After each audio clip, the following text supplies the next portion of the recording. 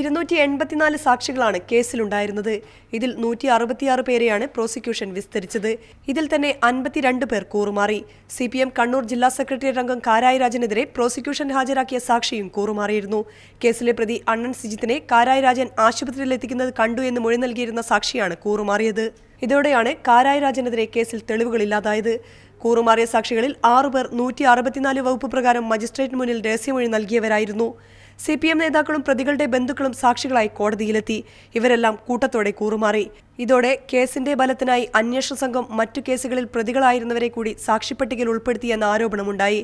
കൂറുമാറ്റം നടക്കുന്നതിനിടെ prosecution വേണ്ട രീതിയിൽ കേസിൽ ഇടപെടുന്നില്ലെന്ന് കോടതി വിമർശിച്ചു. ഈ സാഹചര്യത്തിൽ കോടതിയുടെ നിർദ്ദേശപ്രകാരം സാക്ഷികളുടെ ലിസ്റ്റ് ക്രമീകരിച്ച് കോടതിയിൽ നൽകാനും പ്രോസിക്യൂഷൻ നിർബന്ധിതരായി. പല സാക്ഷികളെയും വിസ്തരിക്കാതെ ഒഴിവാക്കി. TP ചന്ദ്രശേഖരന്റെ മകൻ അഭിനന്ദ്, ഭാര്യ രമയുടെ അച്ഛൻ മാധവൻ, RMP നേതാവ് N വേണു എന്നിവരെ വിസ്തരിക്കാതെ ഒഴിവാക്കിയിരുന്നു. മീഡിയ 1 കോഴിക്കോട്.